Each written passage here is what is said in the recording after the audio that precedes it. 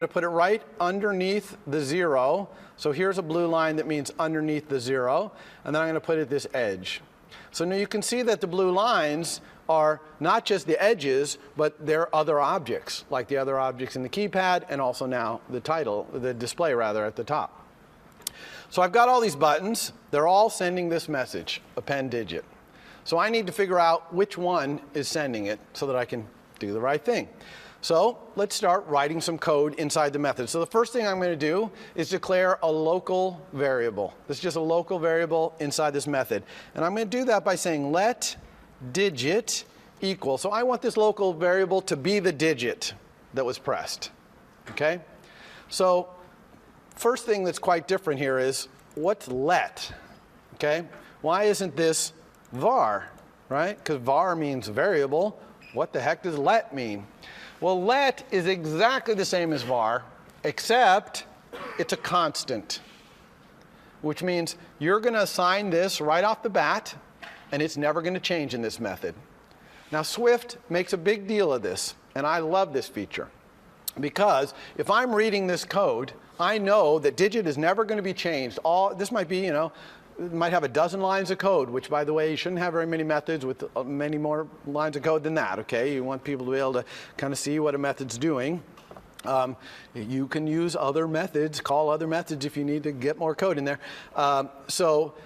Here I can rely on that not changing. That's big for readability. You'll be surprised how much more readable it makes the code to know that this is a local variable, but it's constant, only set at the beginning. Yeah. Like variables have the same naming conventions in Swift, like Java, they're like the naming conventions like all caps. Or yeah. So yeah, the question is, why don't I call digit like all caps digit or something like that, so I know it's a constant? That would be a programming style thing. Generally in Swift, they don't do that. And I'll show you why that is in a moment, okay? Why you don't really need to do that, because you can very quickly find out the declaration of any symbol anywhere with one click, and you'll see that. Good question, though. All right, so I want to let the digit equal the number that's on the sending button. So I'm going to have to send a message to this button. Okay, I'm going to have to somehow access this button. So I'm going to have to do sender something. Give me what your title is. Okay, so this is a good time to talk about the documentation, because being a good iOS developer really demands that you are good at navigating the documentation. Luckily, the documentation is really well plugged into Xcode. For example, if I want to find out about button, all I need to do is hold down the Option key, okay? And watch what happens now. As I mouse over things, everything, it turns blue with a dashed blue line under it, okay? If I click on it, it gives me a little blurb from the documentation about this thing. So it's saying, here's a button is a class, here's its inheritance, here's a little bit of what it does, and really awesome at the bottom here, here's a link that takes you to the detailed documentation. So I'm going to click this little link right here. It's going to bring up a documentation window with a UI button in it. Hello. Did I not click that right thing there? Oh, I hope I don't have a network issue here. Okay, well, I guess I'm not connected to the network. That's the problem. So it's getting this off the network. Okay, so imagine that there was documentation here. And it would have, along this side here on the left, all the instance variables or properties and methods of UI button. And you could click on any one, and in there it would have a full description of it here, and all the types that it referenced you could click on in here, and basically it's a hyperlinked documentation system, as you can imagine. I'll try to get the networking working on Wednesday, and we'll take a look at this. But if I was looking in here, I'd look down in the section that says getting the button's current state, and I'd find that there's an instance variable or property there called current title. Okay? This is unfortunate, I'm not going to be able to link these things. But so how do we access a property or call a method in another object? Well, it looks exactly the same, whether you're calling a method or accessing a property, which is you use dot.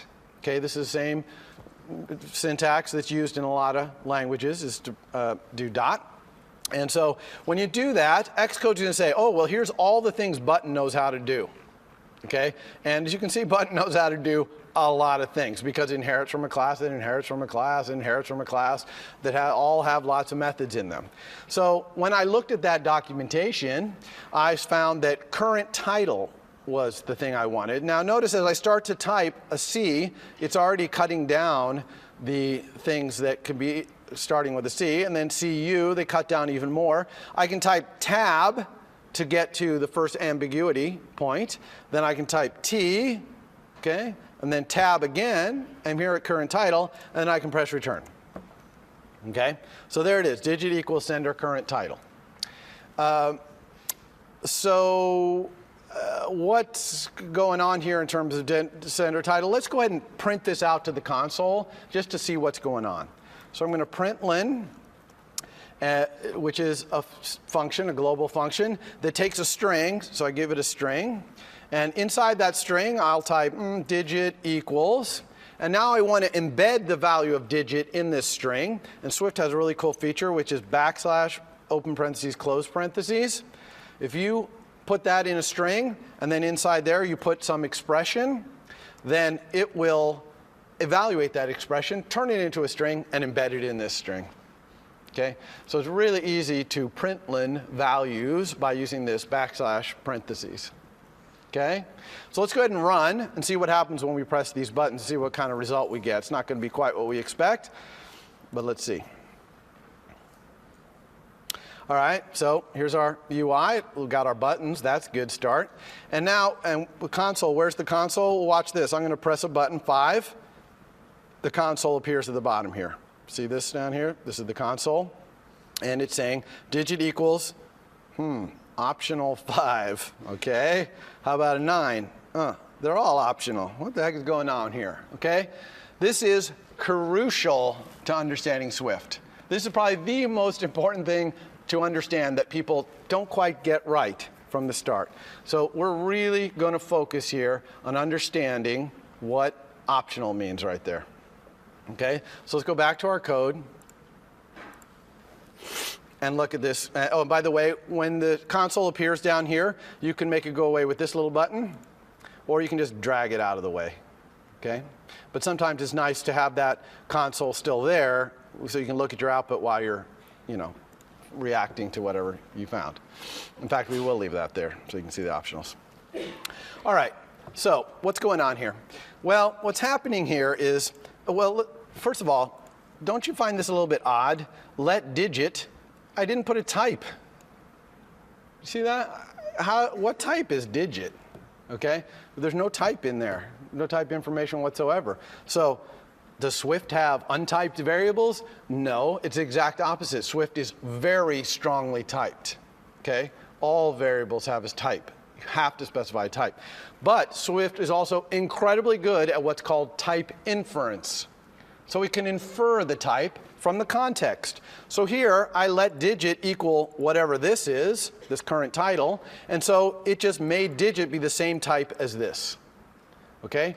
Now, back to the question earlier, so what type is that?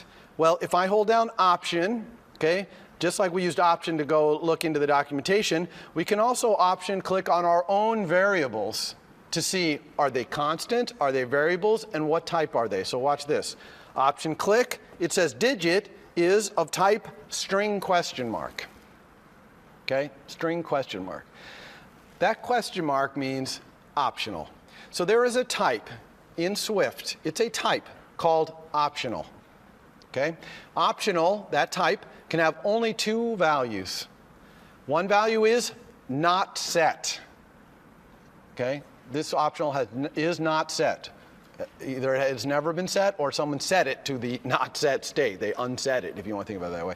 So optional, one value is not set. We call that, there's a symbol for it in here called nil, N-I-L. Okay, that means not set. That's the value of an optional, not set. That's the only thing nil means in Swift is option. This is an optional, the value of an optional that's not set. What's the other value that an optional can have? Well, the other value is something. It's set to something, okay? And the type of that something is what is specified next to the question mark, a string. So really, you can almost think of the question mark there, that's the type, optional.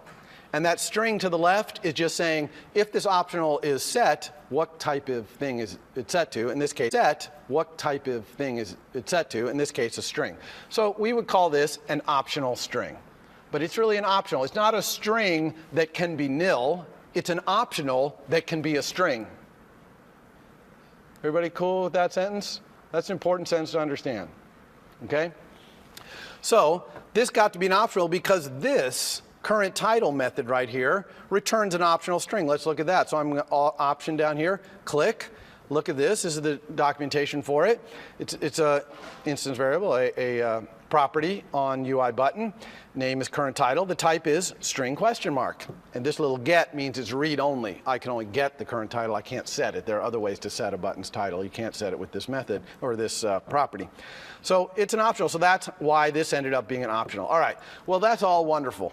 How do I get the string? I don't want an optional. I want that button's string.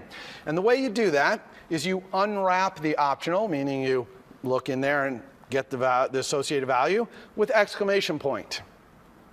Okay, what happens if I put that exclamation point there?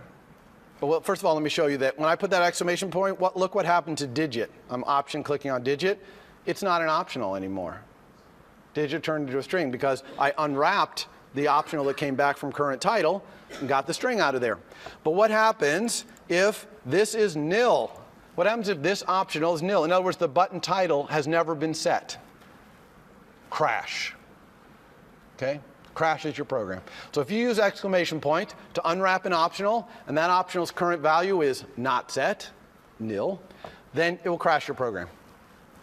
Now, a lot of you might be like, whoa, my programs are going to be crashing all over the place. And because there's a lot of optionals in iOS. I mean, a lot. Okay, most things are probably optionals because most things, it makes sense they could be in a not set state at some point. And yeah, in this case, though, maybe you want your program to crash. Okay? You might want your program to crash because if you had a button that never had its title set and it's sending a pen digit to your controller, you probably want to have that crash so you can find that bug before you ship your program. You see why sometimes crashing is good? Now, if you don't want to crash, there's a way to get around that as well, and I'll show you that a little bit later. But for now, understanding that that's what this exclamation point does. It unwraps that optional and crashes if it's nil. But if it's not nil, it gets to the string, or whatever the optional type is, out of there for you. So now let's go ahead and run again. And we're going to see that digit equals is going to say the number. Okay, it's got the string off the current title. No more optional in there. Okay? Good. All right. So now what are we going to do with that digit? We got the digit. We want to append it onto the end of this display right here. Okay? And so let's just do that by saying display dot. Now, again, if we had the documentation, I'd go look in the documentation and it would say, oh, there's a property on UI label, which is what display is. Display is a UI label. There's a property and it called text. See it right there? And actually, you can even see right here the type of that. It's an optional as well because this label's text might not have been set either. Okay? So it has to be an optional string. Okay, so I'm just going to set that equal. Now, display.text is an optional, so what values can I send it to? Set it to. I could set it to nil. That'd be legal because it's an optional. See, no warnings, no errors. That would clear out that display. It would not be set to anything. Or I can set it to a string because it's an optional string. So I'm going to set it to a string, and the string I'm going to set it to is display.text, what's currently in there, plus digit. Okay, so I'm going to append that digit on. Let's get rid of that. Okay, now this has an error here. Why does this have an error? Anyone volunteer why this is an error? See, it's pointing right here. There's an error. Back there. The display.text is an optional string. Bingo, because display.text right here is not a string. It's an optional. And you can't add a string to an optional. You can only add strings to other strings. So we need to turn this into a string by unwrapping it. And again, yes, this would crash if the display currently has nothing in it. It's not set. Okay? Everybody cool with that? So let's run again. All right, so now 5, oh, it put the 5 on there. 6, excellent, it's kind of working. I don't really like that 0 though. That's kind of weak, 0, 5, 6. That 0 should have gotten cleared out, right, when I first typed that 5. And that's because we really need some way in our controller to know whether we're in the middle of typing a number right now. Because if we're in the middle of typing a number, we want to append. But if we're not in the middle of typing a number, we want to start a new number, right? So let's do that. And I'm going to do that by adding a property, okay? Var user is in the middle of typing a number, which you might say, oh my God, that's a terrible variable. Now I have to type that over and over. This is the last time I'll ever have to type that, okay? Because Xcode is always going to escape complete it for me. Okay, so long names are perfectly fine in terms of typing load anyway. So I like this name, so I'm going to keep it. And it's a bool, okay? So I'm typing, it's giving its type. So here's var, name, type. And notice, look at this little error right here, okay? Okay, sometimes you're going to get errors in Swift that are completely incomprehensible to you because you haven't learned enough of Swift. This one's kind of like that. You see it says class view controller has no initializers. And that's because, and pay attention, in Swift, all properties have to be initialized when the object is initialized, okay? You can't have property just sitting around not initialized. They have to have a value. Now, if they're an optional, their value could be nil, but they have to have some value. So we can't have this have no value. Now, there's 2 ways to give it a value. One is with an initializer. Unfortunately, I'm not going to teach that to you until next week, so you can't do it that way. Another way is just to say what it equals right here. Okay? And boom, gets rid of all our errors. Obviously, we don't start out in the middle of typing a number, so we're good to go here, right? So now we know whether the user's in the middle of typing a number. We can go down here and say if the user, now again, I'm just going to hit tab to jump past this, maybe a couple times. But if the user's in the middle of typing a number, then we'll do what we were doing before. Otherwise, we're just going to set the display.text equal to the new digit we just typed. Okay, and we're going to say that the user is now in the middle of typing a number. Question? Why would we have to do with display to initialize? Why did we not have to initialize this? That's a fantastic question, and I'm going to talk about that on Wednesday because there's only 1 minute left. But that is a great question, and it'll also, when I talk about it, I'm going to tell you why this is an exclamation point and not a question mark. Because I told you that optionals are made with question marks. So why the heck is this optional? Because that's what it is, an exclamation point. So we'll talk about that next time. All right, so let's go ahead and run one last time here. And hopefully this 0 will be cleared out. It is. And hopefully this will continue to append. It is. So we're in a great spot right here. We've got a calculator. We can enter numbers in it. Next step is we got to make it do some calculating. And we're going to do that next time. So I will see you then. For more, please visit us at stanford.edu.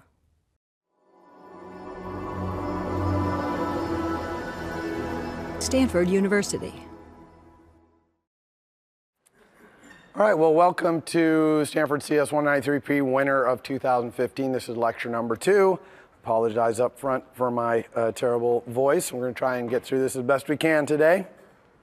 Our topics are twofold. We're going to continue the calculator demo that we started in last lecture.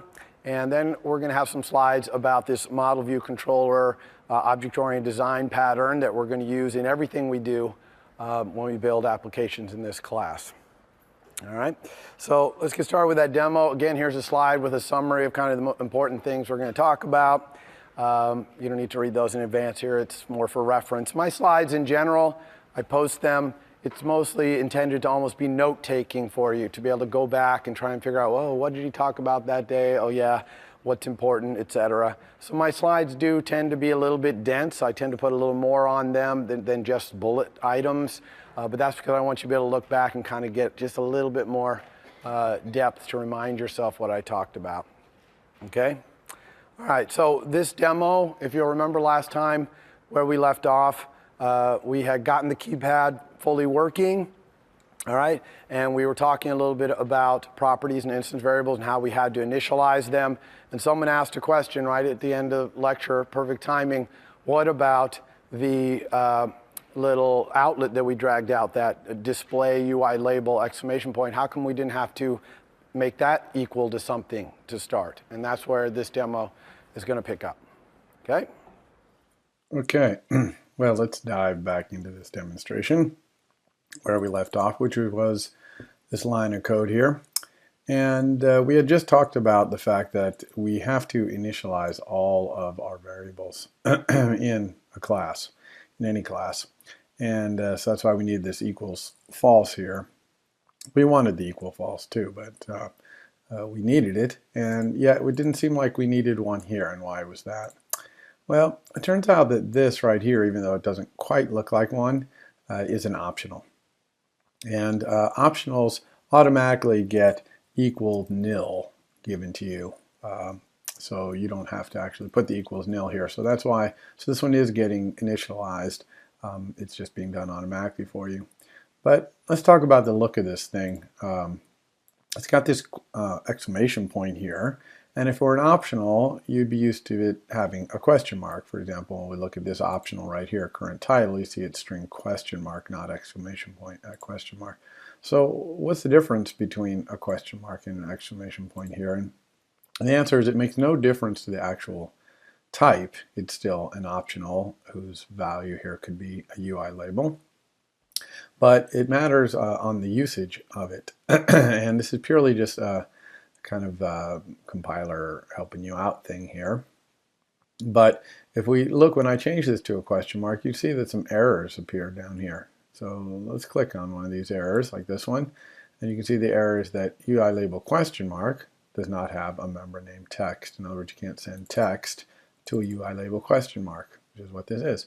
And that makes sense because a UI label question mark is an optional, and obviously optional doesn't respond to text. UI labels do, but optionals don't. So why are we getting this error now when we weren't getting it before? And how do we get rid of this error? Well, we could certainly get rid of this error by just putting an exclamation point here. That would unwrap this optional. And now this would be a UI label right here. We can send it text. And we could do the same thing up here. We can unwrap it there, and we can unwrap it there. And that gets rid of all our errors. But this is kind of an interesting property in that even though it's not initialized at the very beginning of our class's creation, it starts out as nil, not set. As soon as this user interface over here gets loaded up by this view controller, then this gets wired up, right? So that gets wired up, and this is set, and then it's set forever. So it's really kind of would be sad if we actually, every time we used it, had to unwrap it all the time. So these kind of properties that get set very early, maybe not right at creation like this one, but they get set very early and then they stay set all the time. You can, instead of putting a question mark in their declaration, we're talking about their declaration here, you can put an exclamation point. And what that says is, this is just an optional, but always automatically unwrap it so that you don't have to put this exclamation point in here. So if I take this exclamation point out, you can see it's not generating any errors, and it's still going to unwrap this display and turn it into a UI label. And it's still going to crash your program if for some reason the display were nil. If you tried to execute this code, it may be impossible because this is the button sending this, so the button wouldn't be here if this hadn't gotten already loaded up and set. But if somehow you had some place in your controller where you were accessing display before this UI got loaded, it would crash because it is unwrapping this. It's just that you don't have to put the exclamation point. It's kind of like auto exclamation point. And this is called an implicitly unwrapped optional. Okay, implicitly unwrapped optional. And it's really only useful for this kind of property that's set very early and then stays set forever. So it's kind of syntactic sugar, really. Okay, so let's move on to the next button in our UI right here, which is going to be an enter button. Now, our calculator does not have an equals sign, so you're probably used to calculators where you say 6 plus 3, and then when you hit equals, it shows you the result. This calculator, a little more like a scientific calculator, has an enter key. And so instead, you put the numbers you want to add or divide or multiply or whatever onto a stack, and then when you press the operation keys, it pulls them off the stack. So that looks like this: 6 enter 3 times, or 6 enter 3 enter times. So the times is going to pull the 6 and the 3 off the stack. Or you could even go 6 enter 5 enter 4 enter, and then go times plus, and that would multiply the top two on the stack and then add the last one on. So we need an enter key here for our calculator. Now I'm going to create that enter key in a way that's actually going to cause a problem for me in a moment, but I want to show you how to resolve that very problem. So I'm going to create this enter key by copying and pasting this digit key right here.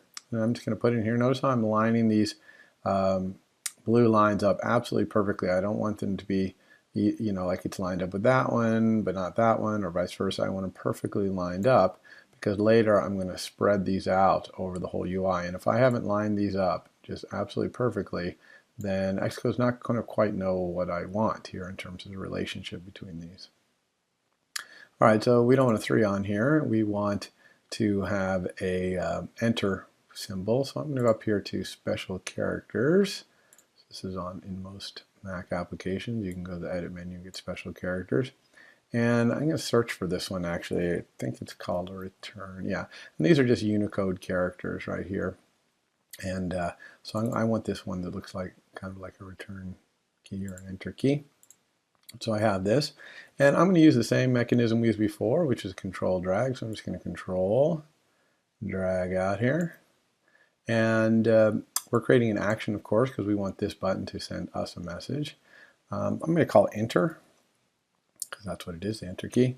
Now one thing that's different about this one, if you remember when we wired this action up, we had the button who was sending it as an argument, and we don't want that this time because there's only one enter key. We don't really need to talk back to the enter key, so we're going to say none right here. So it also doesn't really matter about this type because we're not going to have an argument, so it doesn't matter what this type is. So let's connect that. You can see right here we have enter, and it has no arguments. Now, what are we going to do inside enter? Well, the main thing we need to do is put whatever number is in this display up here, okay, onto our internal stack. So we're going to need an internal stack in a moment here. Another thing we might want to do is set users in the middle of typing a number to false, because we might have been typing a number, but as soon as we hit enter, we're putting it on the stack.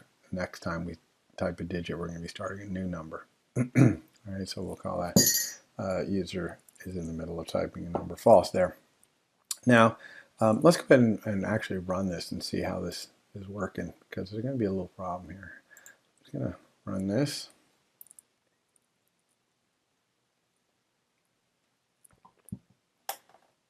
All right, so let's try 8, enter. Oh, well, what's that? I'm not good. 6, enter. Well, it's kind of working because and after we press enter, the user is in the middle of typing number, starts over, so that's good. But I had no intention for this to be showing up on the end of my display, this little enter key. So what the heck is going on there? Why is that happening? So let's take a look here. The problem here has to do with the messages being sent. So when we wired this up, that's good. We got enter. The problem is that button also sends a pen digit. And that's because we copied and pasted this 3, remember? And the 3 sends a pen digit. And so when we copy and pasted it, now this one sends a pen digit. So it sends both. Okay, it's sending 2. Now, that's a common mistake to make. You know, you didn't really think about that when you copy and paste it. But how do we fix this? Well, if you right-click, so I'm going to right-click on this button, you'll get this window that comes up, and it shows you all the connections from this UI element to your code. And you can see here both append digit and enter are connected. Now the great thing is I can just click this little X right here and it'll take this connection away. So now I only have enter. So now if I go back here, see, it's not sending append digit, it is sending enter. And you can do this right clicking for anything, like we can even do it for our label up here. We can see there's the display connection that we have right here. So yeah, don't forget right click to disconnect things. Now, if you forget about this and you don't do it, or maybe you have it wired up to some thing that you changed. For example, if we had accidentally put an argument here to enter, if we had made it do the sending button trick, kind of like this, you can't just say, oh, okay, and I'll fix that, I'll just delete that, because that would not work, because enter with an argument is actually a different message than enter with no argument. And so if you just deleted that, when you run your program, it would crash, and it would say, couldn't send message enter colon. When you